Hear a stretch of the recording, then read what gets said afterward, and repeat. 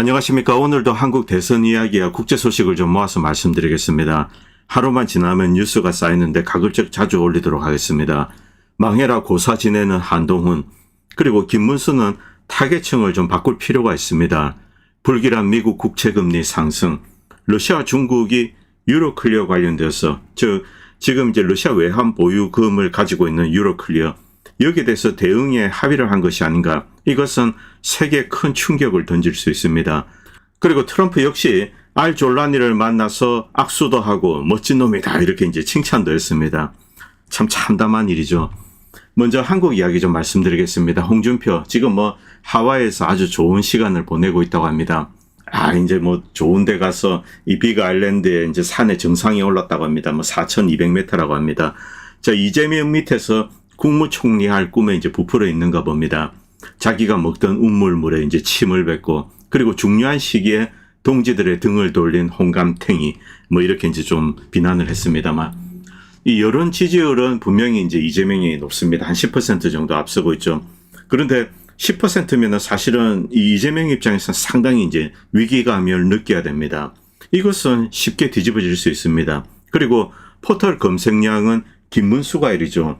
이 김문수를 검색하는 사람들을 보면은 여러분들 이제 여러 개 포털이 있습니다. 저도 다른 분들이 올린 걸 그 내용을 쭉 봤는데 루리랩이니 이런 오덕들 모여 있는데, 그리고 이제 DC는 다양한 이제 이 스펙트럼이 있습니다. 자, 이런 곳에 다양한 사람들이 김문수를 뒤지기 시작한 거죠. 이들의 김문수를 뒤지는 데는 여러 가지 이유가 있을 것 같습니다. 일단 김문수는 급하게 이제 대통령 후보가 되었습니다. 그 이전에는 이 국힘당 대통령 후보군으로 거론조차 되지 않았죠. 자, 갑자기 이제 나왔기 때문에 또 이제 김문수 후보가 제대로 된 공약을 갖춘 것도 아닙니다. 그렇기 때문에 이제 상당히 어려운 싸움이 예상되는데, 일단 사람들은 궁금해서 김문수를 뒤져보게 됩니다. 이 도대체 경기도지사 할 때 어떤 일을 했는가? 2030 세대는 정확한 정보를 알지 못하죠. 그리고 좀 나이가 드신 분들도 이 김문수가 한참 도지사 일을 하고 국회의원 일을 할 때 한 10년, 20년 전입니다. 다들 이제 기억이 가물가물하죠. 특히 20대들은 김문수의 이제 재산 상태, 그가 청렴 결백한 공직자였다, 이런 것을 뒤지는 거죠. 이 부분에 있어서는 여야 지지자 모두 이제 부인을 하지 못합니다. 한국에서 이제 전통적인 운동권으로 분류되는 586, 김문수는 586보다 훨씬 이전 세대입니다. 이 김문수의 재산 상태, 주요 정치인인데 이 정도밖에 안 되냐, 그리고 그에 관련되어서 어떤 이제 자범이 없다는 것, 이런 것 때문에 이제 젊은이들은 궁금해서 뒤져보게 되는 거죠. 그리고 김문수와 이제 좌파 정치인들이 이렇게 비교를 하는 겁니다. 문성근, 여러분들 잘 아시는 신라젠, 그리고 유시민도 이제 여기에 가담했죠. 김문수 관련돼서는 이런 주가 조작이라든가 이런 자범이 없습니다. 그리고 이국종 중증외상센터, 이것도 김문수가 했다. 그리고 이제 그가 이렇게 결혼식 할 때 정경이 하객보다 많았다, 이런 사진들이 올라오고 있습니다. 중요한 것은 루리랩 같이 이렇게 한 20대 이런 애들이 이런 것을 찾아서 올리고 공유를 하고 있다는 거죠. 그리고 강력한 후보다, 이런 식의 이야기를 하고 있습니다. 그리고 그의 아파트 사이즈가 이렇다, 이런 것을 띄우고 있죠. 그리고 그의 가족, 그리고 임종석이 코인으로 해먹은 것은 세상 사람들이 다 알고 있습니다. 그의 딸은 지금 시카고 아트스쿨에 가고, 그리고 베를린, 긴자 이런 데서 명품 옷을 입고 이렇게 여행을 하고 있고, 그런데 김문수 후보 딸은 가톨릭 대학을 나온 이제 사회복지사라고 합니다. 그리고 그의 남편도 이제 사회복지사죠. 그리고 그의 딸의 이제 결혼과 관련된 일화, 이제 사익감이라고 데리고 왔는데 같이 이제 사회복지사입니다. 이제 가톨릭 대학 친구라고 합니다. 사모님은 이제 좀 내심거리 했는데, 도지사를 할 때 좋은 어떤 이제 혼처를 이렇게 많이 추천받았다고 합니다. 그런데 그런 거 사양하고 딸에게 이제 전적으로 맡겨버리는 거죠. 둘이 사랑만 한다면 살 수 있다, 이렇게 이제 허가를 했다. 그리고 세상에는 돈보다 더 중요한 게 있다, 이렇게 이제 젊은이들에게 이야기를 했습니다. 이런 내용들은 여러분도 다들 보셨기 때문에 제 방송을 보시는 이재명 지지자분들도 지금 김문수 띄우냐 그렇게 이야기하실 필요 없습니다. 세상 사람들이 다 알고 있는 내용입니다. 바로 이런 것을 보기 위해서 많은 사람들이 이제 인터넷에 들어가서 뒤지는 거죠. 자, 이재명 입장에서는 김문수는 강력한 후보입니다. 어떤 인간적인 비교를 했을 때, 물론 이재명 지지자들은 이재명이 이제 소년공으로 일을 했고 이런 이야기를 합니다만, 어쨌든 이재명 후보 입장에서는 김문수 후보는 자, 인간적인 평가로 했을 때 상당히 이제 두려워해야 되는, 경계해야 될 적입니다. 김문수 후보는 뭐 지금 제대로 준비가 된 상태가 아닙니다. 조직도 없고, 그리고 당내도 이제 지금 제대로 장악하지 못하고 있는 상황이죠. 이런 상황에서 이제 이재명이라는 강력한 후보와 붙어야 됩니다. 이런 것을 이제 팔고 제대로 홍보를 하면은 분명히 지지율에 효과가 있습니다. 이런 것은 실제로 대한민국에서는 큰 영향을 끼칩니다. 그리고 이런 내용에 대해서는 김문수를 반대하는 이제 이재명 지지자들도 부인을 하지 못합니다. 그래서 이제 다른 것을 가져와서 공격을 합니다. 야, 김문수 너 계엄에 동조한 거 아니야? 탄핵 반대에 이제 이렇게 동조한 거 아니야? 이런 식으로 이제 지금 김문수를 비판하고 있죠. 자, 이 김문수 제대로 된 홍보를 하면은 분명히 강력한 후보임은 야당 지지자들은 이제 부인을 하지 못합니다. 자, 그런데 지금 이제 이 김문수의 가장 큰 문제는 당을 제대로 장악하지 못하고 있는 거죠. 지금 뭐 이 국힘당, 이건 정상적인 정당이 아닙니다. 보수 정당도 아니고 우파 정당도 아닙니다. 이 기득권들, 그리고 어떤 정치 낭인들, 이들이 모여서 이제 짜집어서 만든 일종의 이제 퍼즐 같은 겁니다. 여기에는 조중동 세력도 있고, 뭐 재벌 세력도 있고, 그리고 윤석열이 데리고 온 한동훈이가 당대표를 하면서 이제 공천을 장악하고 자기 지분도 이렇게 챙겼습니다. 그런데 이 김문수가 이제 후보가 되었는데 이 국힘당 내에서 이제 제대로 이렇게 서포트하는 움직임이 보이고 있지 않습니다. 심지어 자금 지원도 이렇게 제대로 되고 있지 않는다고 합니다. 그리고 이제 전 당대표라는 작자 이 한동훈입니다. 한동훈 여러분들 이제 보시면 아시겠지만 이런 영상을 올렸습니다. 자, 이제 뭐 Stand by you man 뭐 이런 것을 털면서 따라하면서 여러분들 뭐 정치가 지금 개판입니다. 엉망이죠. 그래서 지시실 텐데 제가 바로 잡겠습니다. 당원 가입해 주세요. 저기 뜻은 한동훈 지지 당원들을 끌어들여서 당내 이제 영향력을 강화하려고 하고 있는 겁니다. 바로 이것이 한동훈이 하고 있는 짓이죠. 그리고 한동훈은 김문수 선거운동을 하고 있지 않습니다. 뭐 사실상 사보타지를 놓고 있는 거죠. 자, 이런 애가 이제 들어왔는데 뭐 이 여러분들이 한동훈이 이제 관련된 일 잘 아시죠? 골프 270 뭐 미터, 한국에서는 미터라고 한다고 합니다. 뭐 미국에서는 야드라고 하는데 270을 친다. 실제 치는 사람이 미셸입니다. 그런데 이 가슴에 이제 실리콘 브라를 벗고 났을 때 멸치죠. 이 골프 장타는 허벅지에서 나옵니다. 허벅지와 복근에서 나오는 겁니다. 실제 이제 270을 치는 미셸이 허벅지가 조금 과장하면은 한동훈이 허리 정도 되지 않을까.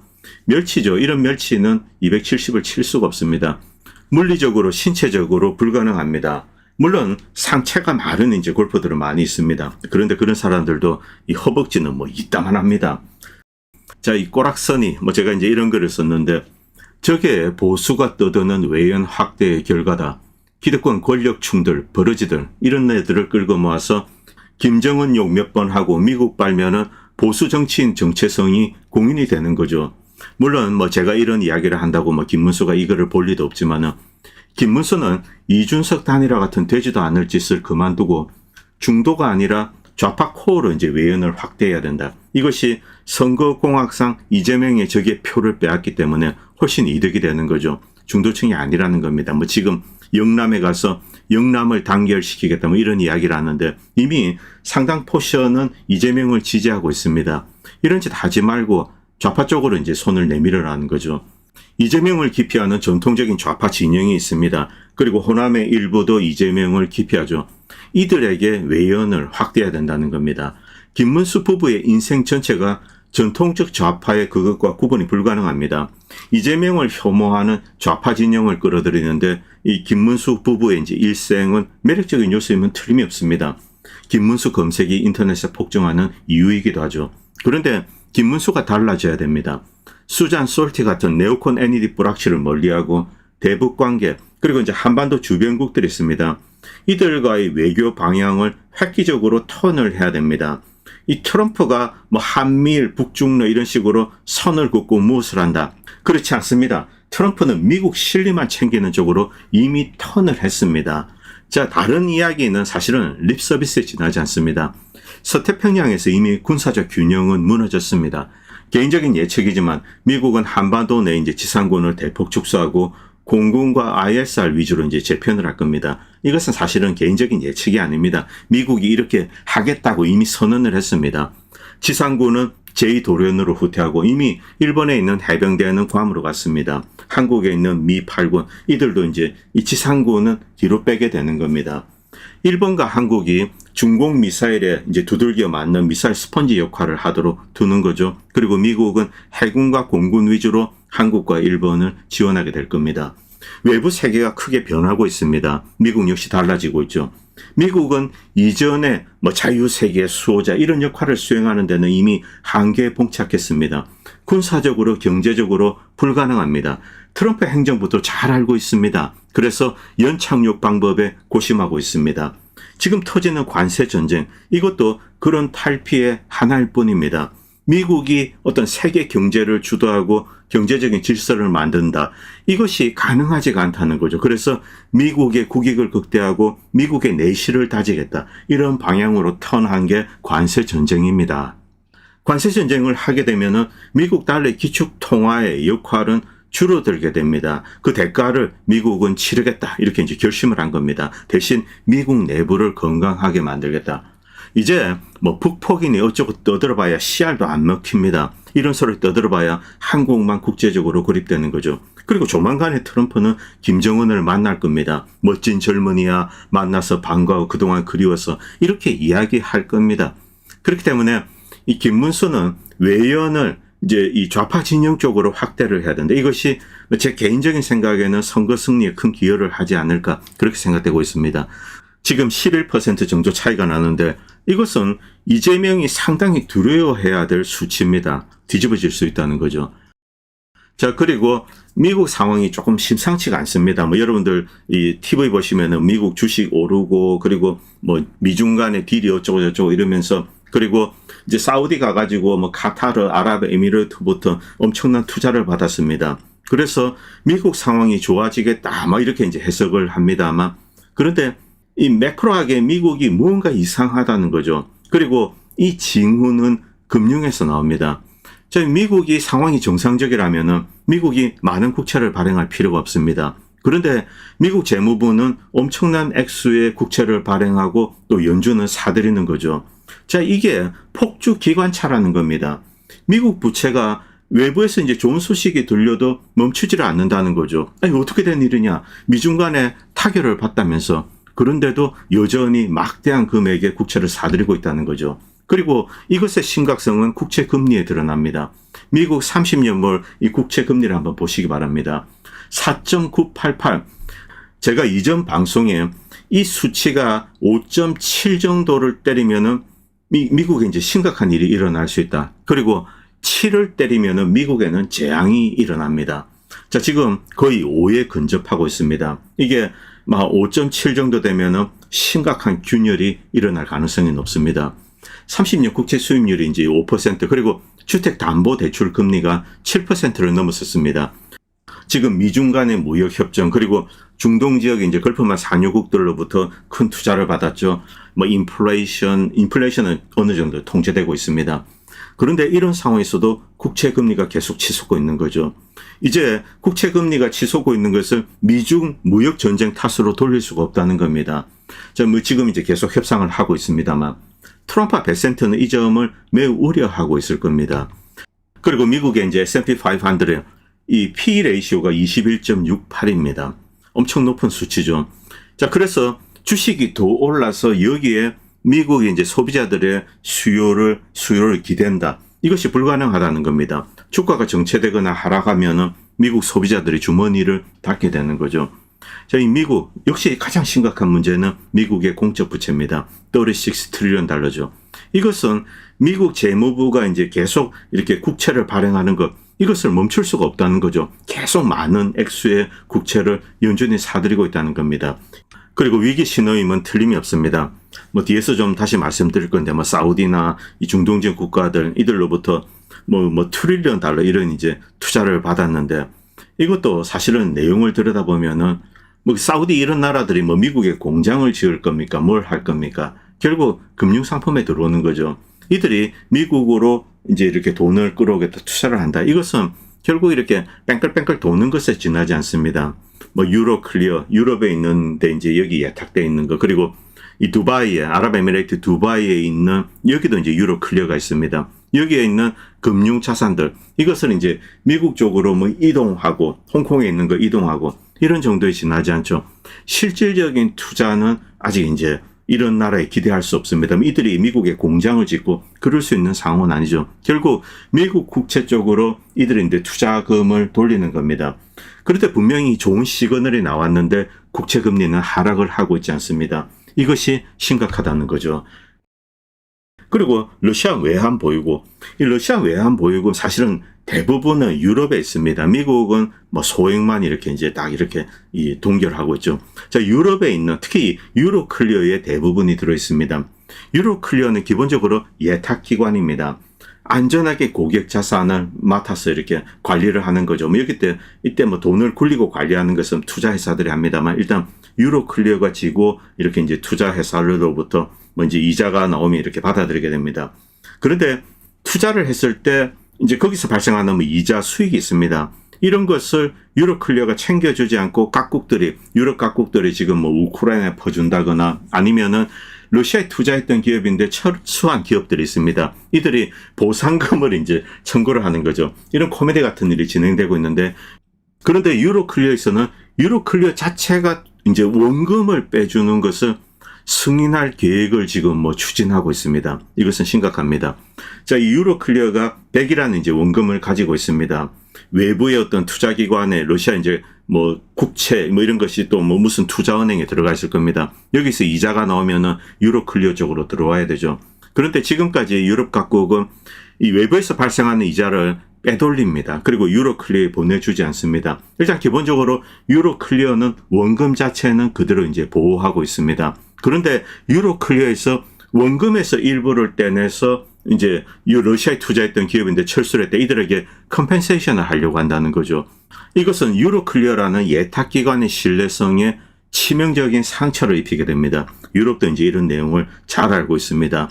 그들도 어떻게 하면 빼돌릴까 고심을 하는 거죠. 왜냐하면 이 러시아가 유로 클리어에 맡긴 금액이 이 유럽에 있는 기업들이 러시아에 투자한 액수랑 거의 이제 비슷합니다. 사실은 러시아에 있는 게 더 많습니다.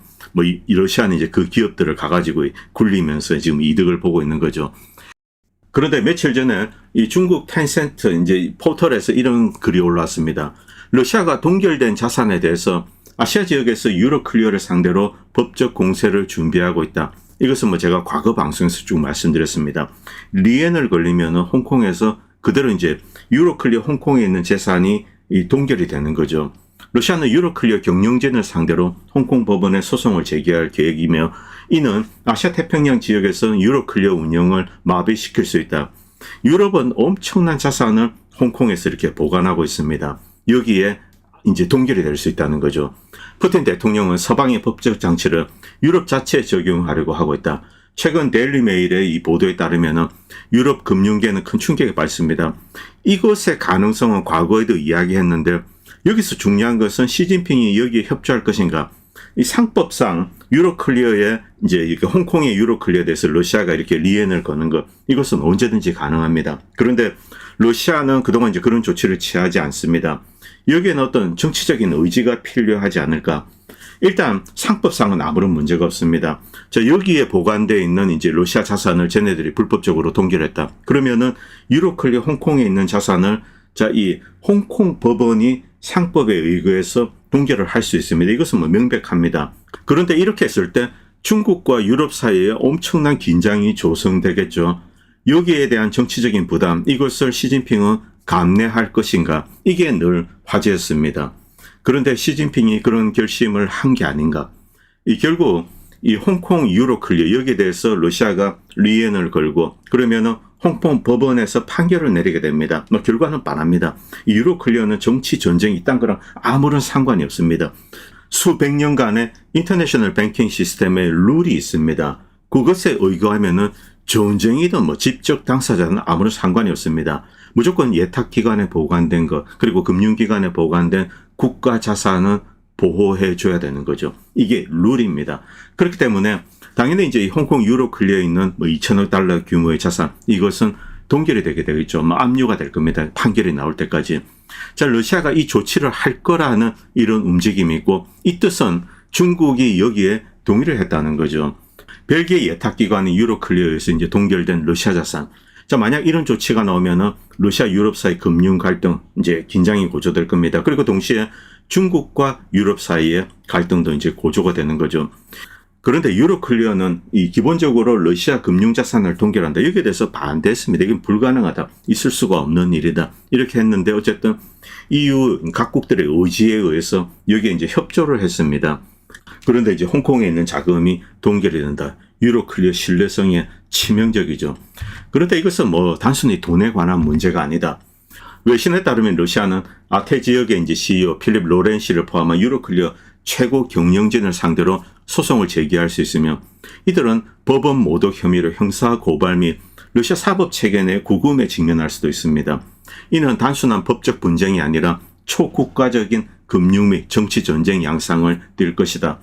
따라서 러시아 유럽 간의 전쟁은 아시아 태평양 지역으로 옮겨갈 것이다. 유로클리어는 벨기에 본사를 두고 있지만 아시아 중동에도 있습니다. 미국에도 있고요. 이 홍콩에 여러 사무소를 두고 있다. 러시아가 홍콩 법원에 소송을 제기하면 아시아 태평양 지역에서 예탁기관으로서의 활동에 타격을 줄 뿐만이 아니라 아시아 여러 국가에서 이제 신뢰도가 떨어지게 되는 거죠. 푸틴의 행동은 아시아에 있는 이제 유럽 지부에 압력을 가함으로써 이 글로벌 클리어런스 시스템에 손상을 시키는 것을 목표로 합니다. 러시아는 소그 논리를 이용해서 그대로 이제 보복 조치를 하는 거죠.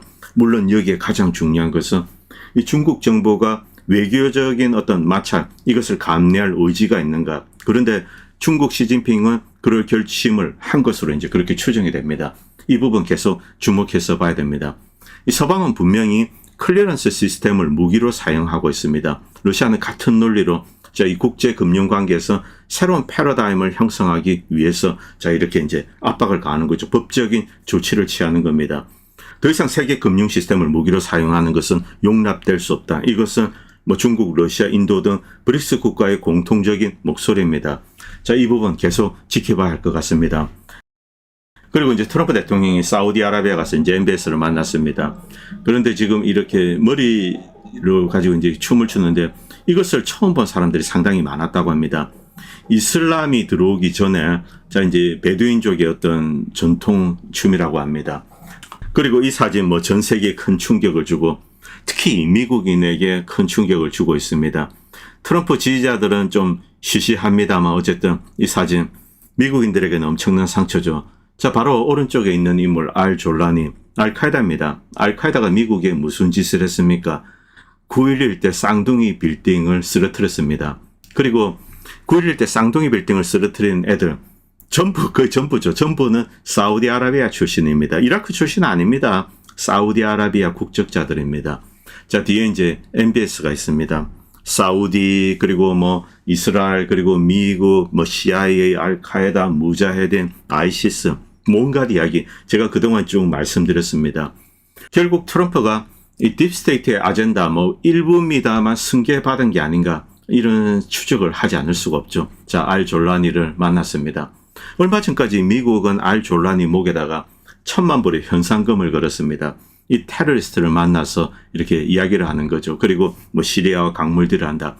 그리고 기자들은 이것을 놓치지 않습니다. 이 트럼프 대통령에게 그 사람 걔 아이시스 알카에다인데 왜 만났냐 이게 따졌습니다. 그러니까 걔는 매력적인 놈이야, 터프한 놈이야, 강한 놈이야, 어쩌고저쩌고 이 전사야 이런 이야기만, 뚱뚱한 이야기만 늘어놓는 거죠.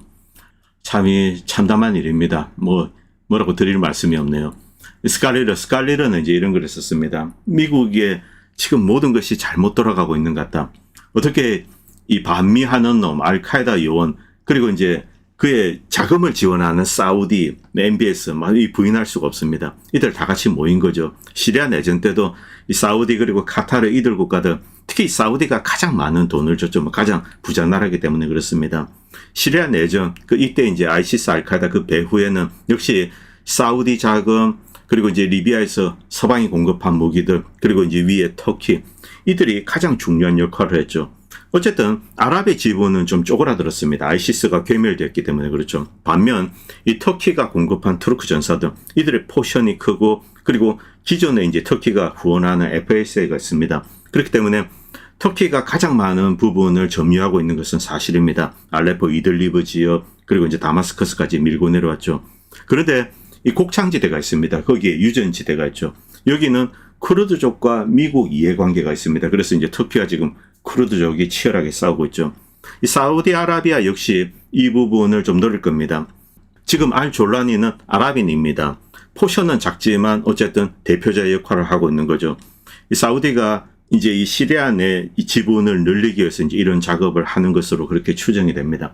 그리고 혹자는 알졸라니가 모사드다. 그 경우는 트럼프가 이렇게 악수를 하고 이것이 말이 되는 겁니다. 그리고 이제 또 다른 충격적인 뉴스. 자, 이 쿠르드 지역, 이쪽에 이제 지금 쿠르드와 미국이 이제 지키고 있습니다. 그리고 여기에는 이제 터키가 들어와서 이렇게 공격을 하고 땅을 장악하고 있죠.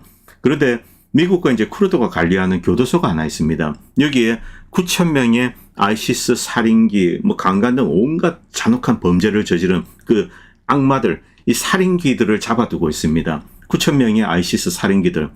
이들을 그대로 고스란히 알졸란이 인도한다. 이 뜻은 그냥 자기 두목에게 이 나쁜 놈들을 보내는 겁니다. 미국이 풀어주는 거죠. 이런 뉴스까지 지금 올라오고 있습니다. 위에 이 글을 올리는 이제 카린 프란체스키, 이 친구는 쿠르드족 출신입니다. 그래서 수많은 쿠르드 사람들이 이 아이시스 손에 죽어갔습니다. 그런데 이자들 이 살인기를 풀어주겠다. 여기에 이제 격분한 거죠. 이런 이제 트윗도 올렸습니다. 자, 지금 한국에서는 트럼프가 윤석열을 민다, 한덕수를 민다, 김문수를 돕는다, 이런 이야기 하는 사람들이 있습니다. 개꿈이고 망상입니다. 트럼프는 미국의 이익이 되는 것, 미국의 돈이 되는 것, 이것을 위해서는 무슨 짓이든 합니다. 미국이 지금 빚더미에 앉아있죠. 사우디, 카타르, 아랍에미레이트 엄청난 돈을 미국에 투자하겠다. 이렇게 이야기하니까 가서 이제 해달라는 거 다 들어주는 겁니다. MBS가 졸란이 데리고 오니까 옆에 가서 사진도 찍고 악수하고 이 친구 괜찮네. 이런 거 하는 겁니다. 그리고 사우디나 아랍이 원하는 게 있습니다. 이것은 나중에 미국의 정책에 드러날 겁니다. 어떤 이야기가 나올지. 만약 미국이 사우디나 아랍에 주는 선물이 투 스테이트 솔루션, 즉 가자와 서한지구 독립을 인정을 하는 겁니다. 이 경우는 저는 트럼프를 변호하고 싶습니다. 그런데 그럴 가능성은 상당히 낮죠. 그렇기 때문에 지금 좀 참담한 기분입니다. 트럼프는 나중에 이재명이 대통령 되면 이재명, 김정은, 시진핑과 이렇게 나란히 서서 파한대소 할 날도 올 겁니다. 그리고 김정은, 야, 멋진 젊은이야, 강단 있어, 이렇게 칭찬을 할 겁니다. 한국 보수 우파들의 착각과는 달리 미국은 이제 이데올로기로 움직이는 나라가 아닙니다. 한때는 그랬습니다. 그런데 그 시절은 한 80년대에 끝난 것 같습니다. 그리고 이충건 박사님이 등 여러 이제 보수 인사들이 이야기하는 미국은 자유를 확산하고 자 이제 이 자유를 수호하고 이런 이야기는 이제 절판되었습니다. 어떤 면에서는 자 지금 이 중국이 민주화되고 진짜 이제 서구화된 국가가 된다. 이것은 미국과 한국 이익에 해가 될 수 있습니다. 지금 현재 체제로 남아있는 것이 자 그들의 어떤 소프트 파워가 커지는 것을 억제하는 그런 효과가 있는 거죠. 진짜 민주주의 국가가 된다. 그래서 이 중국의 문화가 전 세계로 뻗어나가고 이게 오히려 미국이나 한국의 이익에 해가 될 수 있다는 겁니다. 이건 역설적인 이야기입니다만. 자, 어쨌든 미국은 자기 이익을 위해서 지금 일을 하고 있습니다. 대한민국은 미국의 가신국입니다. 미국은 그렇게 생각하고 있습니다. 아쉽지만은 필요에 따라서 처분할 수 있는 소모품이죠. 한국도 이런 국제적인 변화에 따라서 유연하게 외교를 하고 실익을 챙기는 수밖에 없습니다. 무조건 이제 북중러, 한밀 이런 식으로 나눠서 한판 붙자. 그리고 가장 크게 목소리를 내는 겁니다. 에스토니아나 라트비아처럼. 그러다가 진짜 크게 쳐맞을 수 있습니다. 그렇기 때문에 유연하게 행동을 해야 됩니다. 트럼프가 9.11 배후 알카에다 그리고 자금줄인 사우디 안가와 나란히 이제 손을 잡았습니다. 그리고 시리아에 수감된 9,000명의 강간 살인기를 이렇게 풀어주는 거죠. 어떻게 이런 일이 가능한가? 근데 이제 반문하는 것도 웃기는 일입니다. 제가 지금까지 쭉 방송에서 해왔던 내용들, 알카에다, 아이시스, 그리고 무자헤딘. 자, 이들은 미국의 대리군일 뿐이다. 텍산 아라비아, 이 사우디 아메리카 이런 식으로 표현을 하는데, 사우디와 미국은 이렇게 떼어놓기가 상당히 힘들죠. 이런 것은 트럼프가 바꿀 수 있는 일이 아닙니다. 무자된 역사를 거슬러 올라와 보십시오. 70년대까지 거슬러 갑니다. 조금 디테일하게 파고들면은 ISIS 전신에 이제 후세인 바트 당이 있습니다. 1980년대 미국의 지원을 받아서 이란을 공격해서 정쟁을 일으켰습니다. 초반에는 우세했죠. 그러나 이란에 밀리자 후세인을 위해서 미국, 영국이 원료를 제공하고 이라크에 있는 프랑스 토탈 그리고 독일 바스프 공장이 있습니다. 여기서 화학무기를 제조해서 살인가스 관련된 겁니다. 이것을 이란에 집어 던졌습니다. 그리고 수많은 민간인이 죽었습니다. 이것이 현대 거의 유일한 진짜 화학전입니다. 그리고 증거를 들이대면은 다 인정합니다. 야, CIA가 원료를 이제 공급해주고 어쩌고저쩌고 다 인정을 합니다. 그런데 그 이상은 말을 꺼내지 않습니다. 즉, ISIS 전신인 후세인 바트당, 이때부터 이제 미국의 용병이라는 겁니다. 후세인 자체가 미국의 용병 대장입니다. 오사마 빈 라덴이 이끄는 무자헤딘 알카에다 1970년대 후반부터 미국의 용병이었죠. 그리고 두 세력의 공통의 자금줄, 사우디나 걸프만 연한 국가들이 있습니다. 제가 쭉 방송에서 해왔던 내용들, 이게 이 사진 한 장에서 사실은 드러난 거죠. 안타까운 것은 트럼프가 딥스테이트의 아젠다 일부를 승계를 했다는 겁니다. 이 부분은 더 이상 부인할 수가 없습니다. 참 참담한 기분입니다. 오늘 방송은 여기까지 하도록 하겠습니다. 감사합니다. 본 채널은 시청자님들의 후원으로 유지됩니다. 여러분의 도움은 작은 미디어에 큰 도움이 됩니다. 감사합니다.